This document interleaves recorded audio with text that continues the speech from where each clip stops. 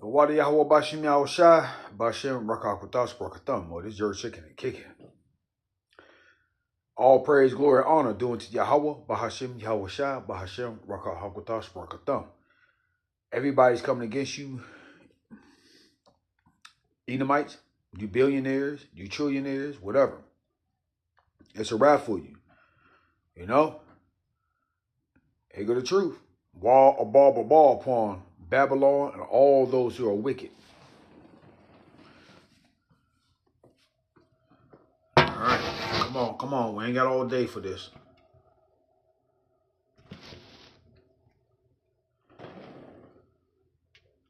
Shalom. Kol Yahweh Bahasham Yahushai Bahasham Rakah HaKodash. Double honors unto the apostles, double honors unto the elder bishops. Salutations to all my fellow laborers doing this work in truth and sincerity, risking their lives and their freedom to do so, now more so than ever. The would-be judges, the 144,000, the tabernacle of David, ordained to be the ruling class people here on earth, above all other nations, above all other people. All right? Ushering in the kingdom of heaven. The kingdom of heaven will be an earthly realm ruled over by the Israelites, Negroes, Latinos, and Native Americans primarily, and those who are scattered, the scattered elect that are scattered around the four corners of the earth among the heathen that have the appearance of the heathen. This is not a black-only thing, for the Israelites were scattered among all people. That's why the Lord is sending back the angels to separate the wheat from the tares. And to the few Akwaf that are listening and learning, to you I say Shalom. This is your brother Malakyam, coming at you with another lesson. This is actually a follow-up to the live show yesterday. All right. Matthew 13. I forget the title. I search it out and put the proper title in at the end. But basically, you can't make these things up. The subject matter was about how the Bacon's Rebellion Part 2 is about to happen. All right. We're actually in the midst of it as I speak, and that's a very important thing in history that was pretty much hid from the textbooks, hid from common knowledge. You're not going to find high school history books with it. You're just going to find this stuff. All right, maybe 100 years ago, but definitely not now. Okay, so this is just something that is not taught, though it can be researched, and everything I'm about to share with you is absolutely true. All right, so let me read the copyright disclaimer of under Section 107 of the Copyright Act 1976. Allowance is made for fair use for purposes such as criticism, comment, news, reporting, teaching, scholarship, education, and research. Fair use is permitted by the copyright statute that might otherwise be infringing. Okay? So these Edomites are afraid. Good. And they know exactly who we are. Right. And I'm going to prove that, 144% with the video that the beloved brother from Arrows of Indignation put up, which is basically on the same subject matter of what we talked about in the lesson last night. Okay? So, without any further ado, Hawks Podcast. The billionaires at least know on some level that what they're doing is unethical because they don't want people pointing out where they live or how much they have. So we now know beyond a shadow of a doubt that the billionaires at least know on some level that what they're doing is unethical because they don't want people pointing out where they live or how much they have. This is public knowledge. Zoran Mamdani stood at the base of Central Park South, pointed up, and was like, look, that $238 million apartment, that's Ken Griffith's. He deserves to be taxed for that. And this was perceived as a threat by the billionaire class. There's this guy, Stephen Roth. He owns Vornado Trust. They are the largest commercial real estate holder in New York. He said on a conference call, he was like, saying tax the rich is equivalent to a racial slur. The Met Gala was a colossal flop. It's going to get phased out in 2028, at least according to some reports. Anna Wintour had to call an emergency meeting being like, God damn, people hate this. Yeah. In a time of great wealth inequality, where Gaza is being decimated and Cuba is being starved so that beachfront property can be built to satisfy the unending hunger of the billionaires, people are going to start walking around and pointing out how much you have and how little everyone else has. And if that's perceived as a threat, then that's proof that what you're doing is unethical.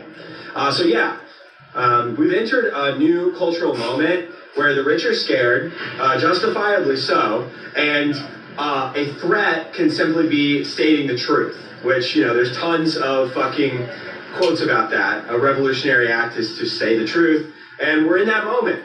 And it just seems that there's this huge, there's so many videos that I watched today where people are having these epiphanies and these awakenings. And you got a lot of jakes out there that are now speaking on the same talk points that we speak on. A lot of them are watching our videos but not really giving us, the due credence or where they learn this stuff from. Because no one was talking about these things except for Great Millstone. Let's just be brutally honest.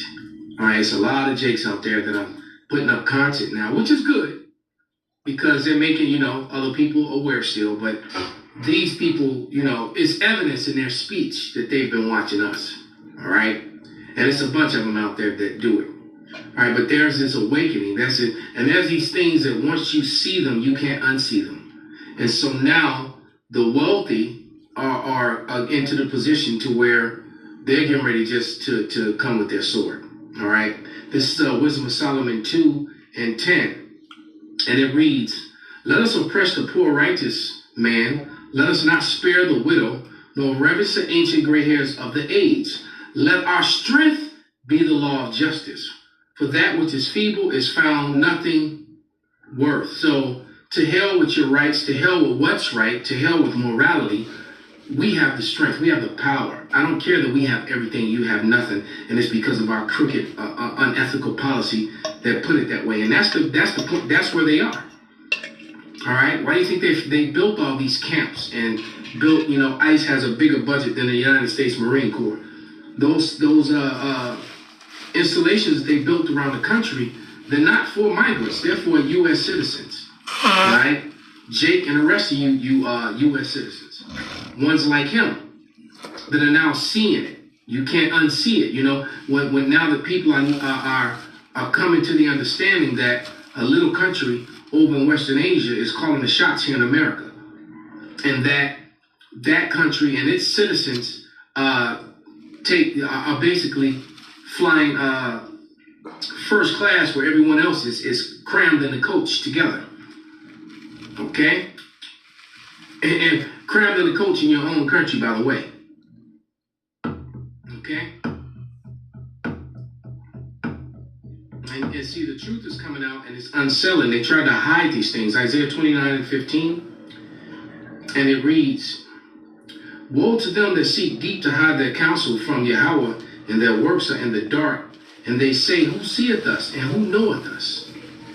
All right? And so now Esau Edom is being found out. He tried to hide it, he could not. Because we're in the time where the Lord is just simply revealing. He's being made bare. He's being revealed. All right, so let me calm. Go to this video now. All right, this letter with William Penn from 1685. You got to understand, there's a lot. 1685, 1683, 1682, 1681. I'm going to play this video, but you have to understand. There, 1681, the so-called white man actually started calling himself white at that time. There was no such thing, no group of humanity referred to as white before that. All right, in documentation and paper. They actually put it to paper and made it law. In 1682, they combined the so-called African slaves and the copper native, the brown people, which you're going to get a description of them. They classified them as Negro. All right, as one people, as the same people. Okay? Then in 1683, they made the miscegenation laws. All right? And I'm going to break that down, what that means. But basically, it made it to where it was illegal for Edomite women, pale women, to marry these new said Negroes, being Latinos, Native Americans, and here in America. Or any other man, Arab or Chinese, whoever happened to be in the colonies at that time. They could only marry white men. And the thing is that, and the reason they made the laws because white women weren't choosing white men. Okay, that's historical fact. They weren't choosing them, so we're right back there now. So you're looking at a second Bacon's Rebellion, and then you're looking at an uprising of white Christian extremism, right?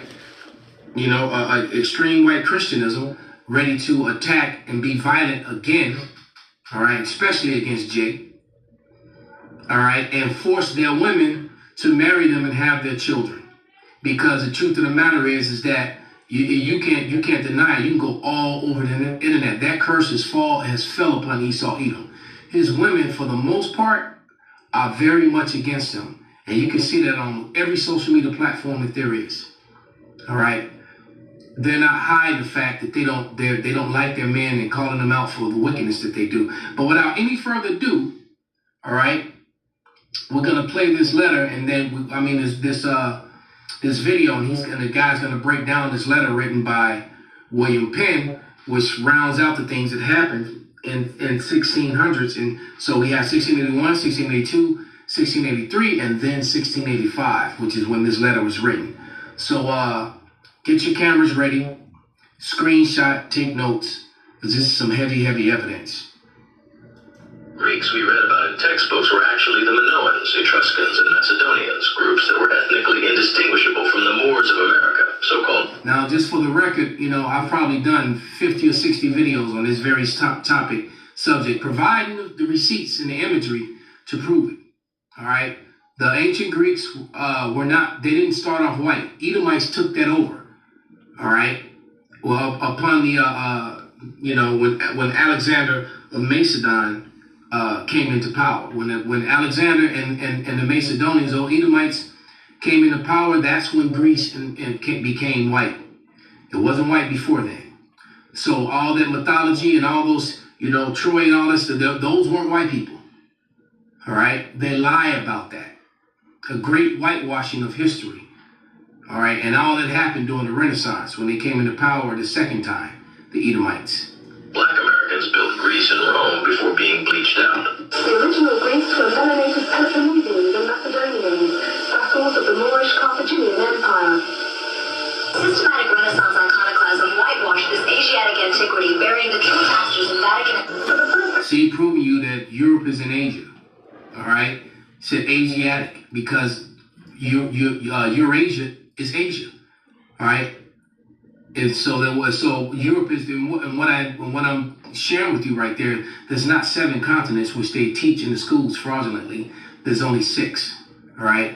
The Middle East and the part of Asia that they call Europe are what is Western Asia. It's simple as that. And Asia was full of dark people, okay? Different tribes, but they all were dark. Oh. 100 years, the story of ancient Greece was, in truth, the story of Africa. These mosaics carved in stone and glass. And she's incorrect on that. See, that's what they do.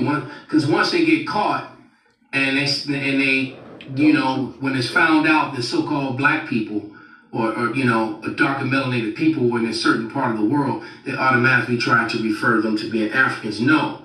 Those people, those are the sons of Japhet. Japhet was not a so-called white man, as it has been proclaimed, okay? Those Japhites, those Greeks and Minoans, they had nothing to do with the Hamitic sons from Africa, all right? With Ham's sons. Nothing at all. Different set of dark people. Same as the Israelites, a different race of dark people. The world was the only people that were pale, that were red, all right, was the Edomites. Everyone else was melanated, swarthy and tawny. Calm. So statesmen and soldiers with distinctly African features. So lit, broad. Preserved in glass and marble, the faces of a forgotten Hellenic world gaze back at us. Warriors, scholars, athletes, and royals. And this is also how this time is when the Israelites were in captivity in Greece, and this 400-year period of Hellenization, which is why you get to Rome, you get to the New Testament, and there's certain scriptures that say there's no difference between a Greek nor Jew. What they're talking about are the Hellenized Israelites that became completely Hellenized in the captivity under the Edomites, under Alexander's generals, Alexander's 4 generals that took over Eurasia and North Africa. Okay? So that's how that happened. Scriptures such as, I'll just mention them, write it down, Acts 6:1 and Acts 9:29. And matter of fact, let me just read one of them because they read very similar. But the word there is the same for both of them. 6:1 first. And it says in Acts 6:1, and in those days when the number of the disciples were multiplied, there arose a murmuring between the Grecians against the Hebrews because their widows were neglected in the daily ministration. So why would the Hebrews didn't deal with other nations? So why would the Greek wives, widows, and the Hebrew wives all be in the same line, to get any kind of alms from the Israelites, from the Hebrews? Because those Greek women, those were the ones who had lived in a Greekish fashion for 400 years and were coming back to their nationality, back, and white racist Christianism purposely left it out. They could have easily put the word Hellenist in the scripture too, but they printed Grecian purposely. Okay? Just like they print Jesus where it's supposed to say Yahushai. Calm. You see? So Esau Edom is just a liar. And Thawada, I actually have a Bible here where all that's returned to us proper. Can't wait to start using this Bible. Okay? And Esau Edom, being the liar that he is, he added all those abominable vowel points and even used a different script. I look at it just as what it is. Because the scriptures are clear. You can't change anything. All right? There's laws on that. So you can't take the Lord's language and apply a different script to it and then apply it to different languages and give it different sounds and meaning. That's exactly what they did. They took what was holy and made it an abomination. All right? Now, there's going to be a payment for that because there ain't going to be none of that Assyrian stuff upon the return of the Lord. You best believe that. People of deep bronze onyx skin, etched in stone and gold. I wanted to read to you a letter that's from one of our forefathers. This is from William Penn. Pay close attention. It was written in 1685. He wrote it to the traders of London. This letter, if you'd like to read it, the book I'm reading it from, you can find it in more than one way. But this book is The History of Dauphin County, Dauphin, Dauphin County, Pennsylvania. So please listen up. This is William Penn telling you. I found one of the lost tribes of Israel, of the stock of the 10 tribes.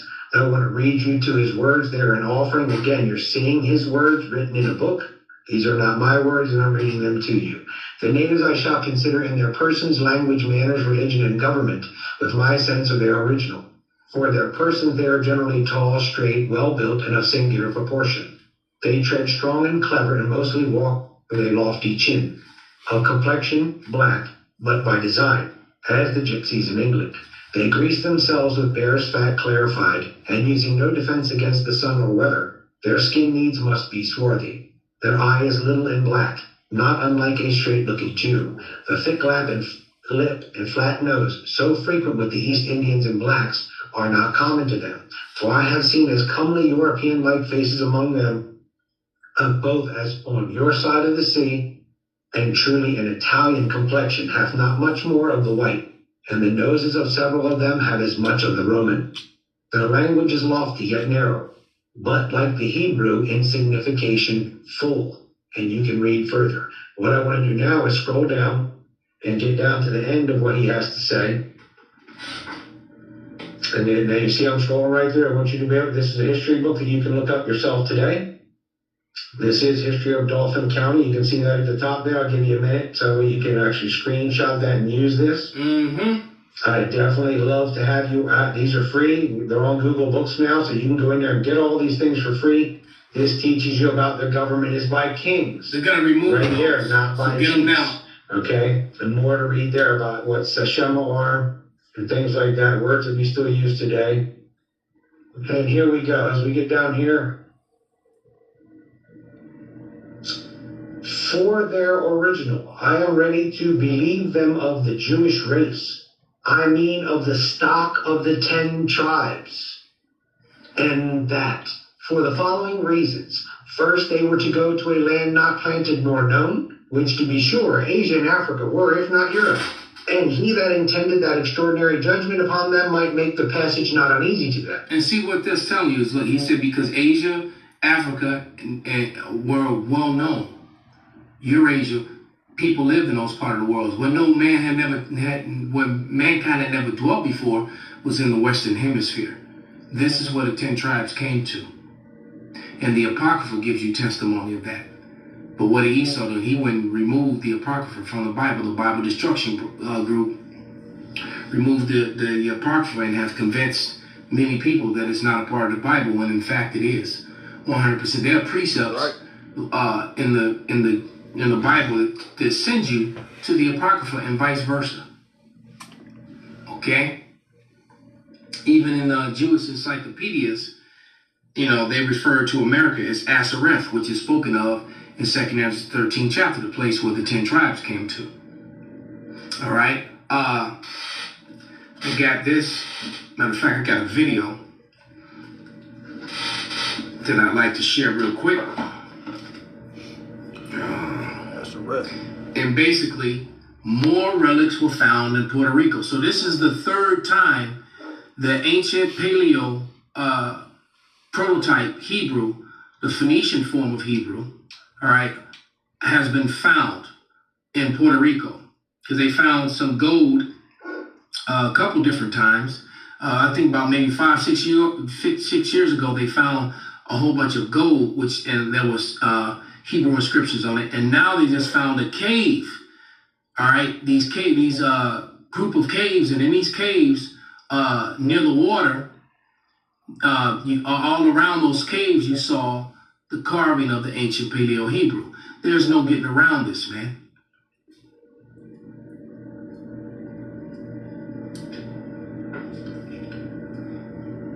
Why is it not playing? What the hell? The Puerto Rican Hebraic writing.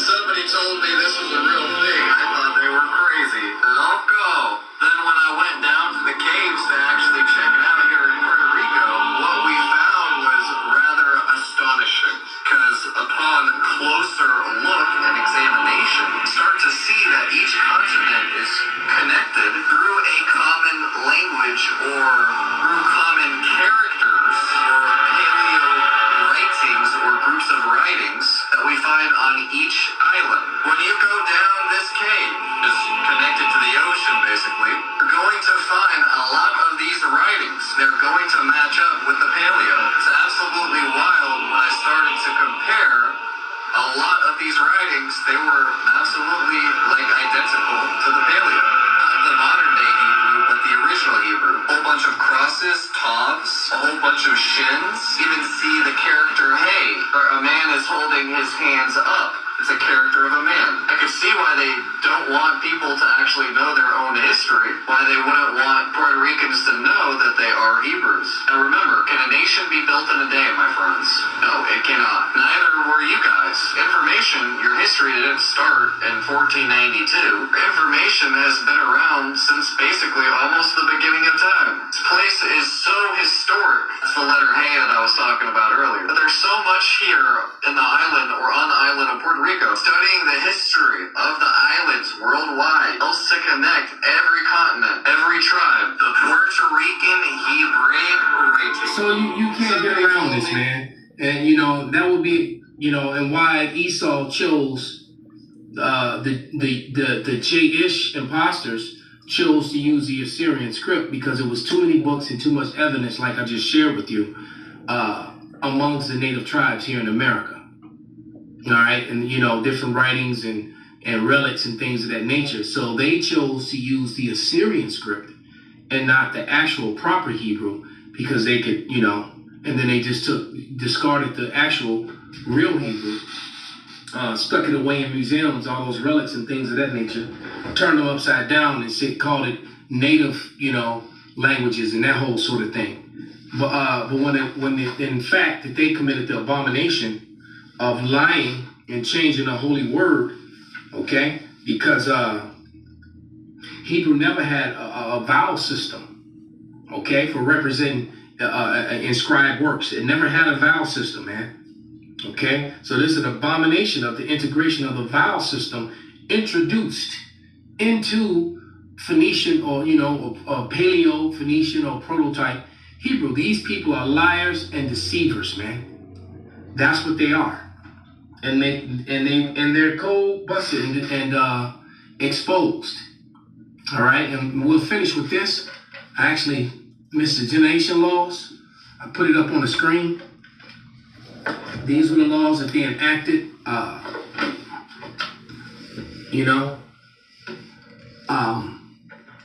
After they created this new concept of whiteness. Okay, 1683. There were no new major colonial which is a lie. They said that there were no, but the era committed the legal foundation of racial control. They said there was no new ones. Okay, but anyway, the prior decades established the first anti-miscegenation statutes, which dictate severe punishments for interracial relationships and forced children of these unions into slavery. And that's what they did. So to prevent Edomite women from marrying Negroes, they passed these laws, and then they made the white women inherit the same slave status, or they took their children and sold their children into slavery. So white women, out of for survival, they started finally marrying white males. And this is actual history, man. In 1664, Maryland law was the first anti-miscegenation law passed in the American colonies, aimed to deter marriages between free-born white women and enslaved black. These women were choosing to marry enslaved black men rather than to be with a white guy. Really let that sink in. Calm. Penalizing these women with the indentured servitude and declare their children enslaved. 1681, Maryland revision. The Maryland Temporary revised the laws to only penalize forced marriages by masters and allow mixed-race children to be born free. But later in the 17th century, the colonies continued to tighten restrictions. Okay, so the fact that they created these laws is evidence of the lack of superiority for a pale male. Calm. It's the complete opposite of what they teach and what they push. All right, so it just proves that when you have fair ground, Jacob versus Esau, whether it be on a battlefield, in a sports arena, in a classroom, if Jake is given the same opportunity, a fair level playing field, they far surpass Esau, Edom, especially in the bedroom. Calm. All right. Okay. It does not do me. It's like I heard one of the elders say many years ago. He said, Esau, Jake will, on average will outrun, outfight, outfuck Esau any day of the week. Calm. That's right. That's right. And that's just what it is. That's right. So with that, I hope this was enlightening, that it was edifying, that you learned something. Call halal Yahweh Bashem Shai Bashem Rakah Badash Kwam Yasharala Abba. The water Yahweh Bashem Shai Bashem Rakah Badash Kwakathum. That's right. You're done. You're done, devil. You're done. Shut the hell up. You're done. The water Yahweh Bashem Shai. The water Yahweh Bashem Shai. The water Yahweh Bashem Shai. That's right. You're done, devil. That's right. You better recognize Jake are the gods. All 12 tribes of Israel. And the women, even in slavery, wanted to marry us. That's right. So you don't have no superiority or supery or what do we want to call the shit? Superiority, superior, whatever. You have nothing, devil. Wall, a ball,